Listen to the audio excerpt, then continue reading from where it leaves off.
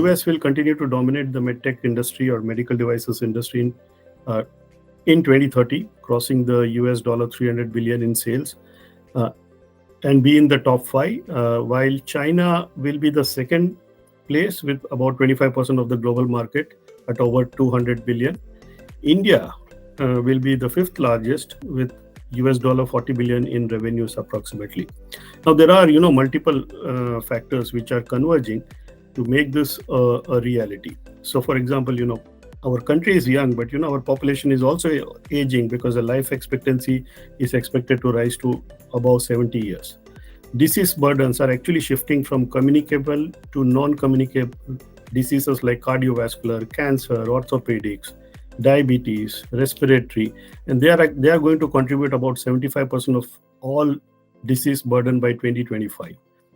Increasing health insurance coverage is the other factor. Increasing health tourism is one of the factors. In addition to this, the government in India is doing a lot of other activities to expand the medical devices industry. So for example, we now have 100% FDI allowed in medical devices. The government PLI scheme, which is essentially a Make in India scheme. Then there is the Medical Devices Rules 2017, Ayushman Bharat scheme, which is for the BPL families, which is essentially the insurance coverage for BPL families. Most of the state governments have focused health schemes. Significant increase in government hospitals all across India, and increased spending as a percentage of GDP by the governments, be it state government or the central government, and development of clusters essentially to promote Make in India. So all these factors, are actually helping develop the medical devices industry in India.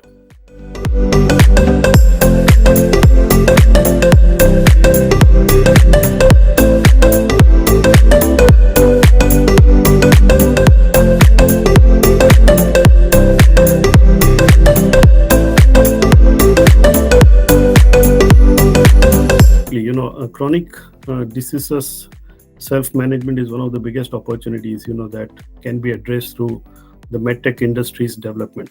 See, medtech companies are leveraging a lot of digital technology progress to better connect with customers, patients, and consumers, to provide them with intelligence-powered solutions across all major segments of care. Now, this is being done to play a wider role in the care journey through improved prevention, be it diagnosis, treatment, and care. The shift to consumer is enabled by digital solutions, including, wearables. The smartwatches are becoming ubiquitous, right? Mobile applications, remote monitoring. Intelligence and ease of access will be the key differentiator which the companies are focusing on. Companies are also getting into non-traditional partnership. Can you imagine companies, medical devices companies, tying up with healthy food companies or fitness and sporting firms and gaming companies, essentially to work with them, partner with them on data to help the patients. Some of the interesting innovations around artificial intelligence, biostamps, implantable bionic lenses, smart contact lenses, thread-based diagnostic devices, miniature retinal scanners, DNA nanobots, etc. are the innovations that we can all look out in future that are going to make chronic disease management much more easier from a patient point of view.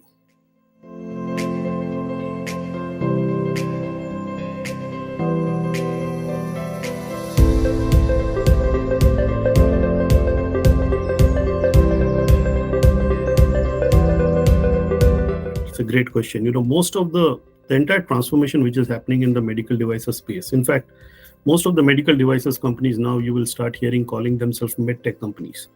And the reason for that is technology, and technology is enabling collecting data, storing data, usage of data much more easier. Okay.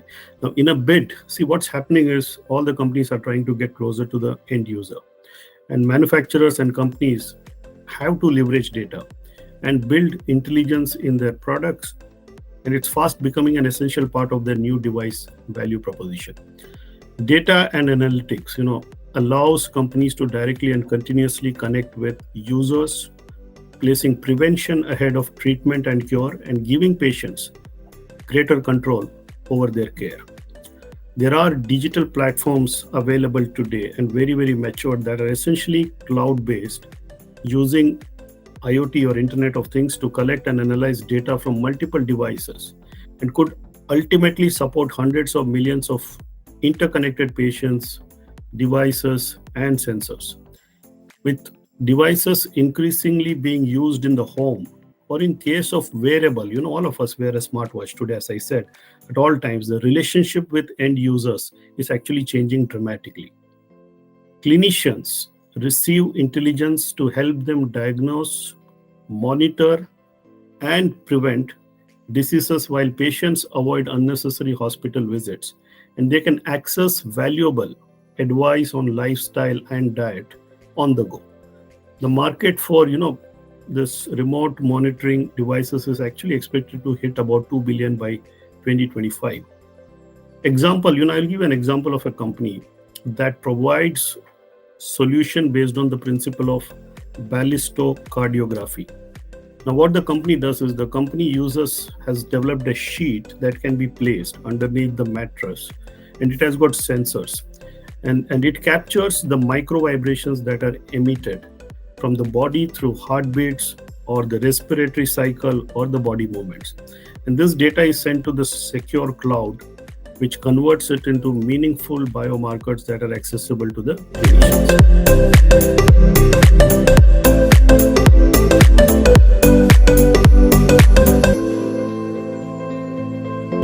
See, as I said in the beginning, the device industry, medical device or medtech industry is poised for a steady growth, and global annual sales forecast to rise by over 5% CAGR till 2030, and by 2030 we expect the industry to be somewhere about $850 billion, right? These projections reflect very clearly an increased demand for innovative new devices like wearables and services like health data, as lifestyle diseases become more prevalent, and economic development unlocks huge potential in emerging markets, primarily in Asia and Africa, China and India being, particularly being called out. Despite these attractive prospects, there are significant headwinds also for this industry. For example, in most of the matured markets, most of the medical devices that are used are reimbursed by the government, and hence there is a relentless downward pressure on pricing. Just an example is recently introduced VBP, which is the volume-based pricing mechanism in China.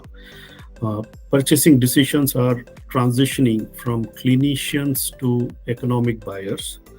Regulatory uncertainties, almost most of the governments are actually always, the regulatory environment is always on the flux. EU MDR would be one of the examples, I can tell you. New players from entirely different industries are disrupting the markets by harnessing data. So companies, which were pure tech companies like Apple and Google, they're all getting into this field in one way or the others.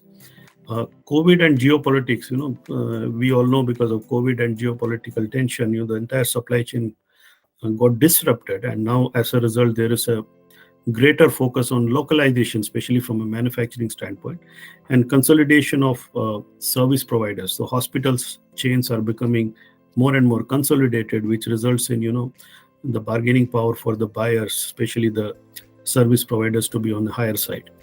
Now, the thing is, companies will have to reinvent as a result. They will have to step out of their conventional, manufacturing role. Typically, so far, medical medtech companies have been like, they produce, they innovate, they do R&D, they come out with a product, they manufacture, and then they sell it to the end user. But services and data intelligence will need to be now integrated with the product to really offer a holistic solution requiring a power play across the value chain. So it could be strengthening the existing business to consumer and creating new ones, like introducing new B2C plays. For the one which I spoke about, chronic health management, or directly, picking up data from wearables and using it in analyzing and feeding it to the clinicians. The current companies will have to major shift which is required is from treatment and cure to prevention through integrated smart services and solutions that bring down the cost of care and improve outcomes.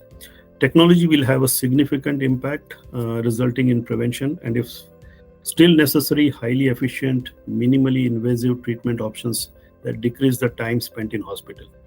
I'll give you an example of, take Johnson & Johnson, right? I mean, we call ourselves as a medtech company.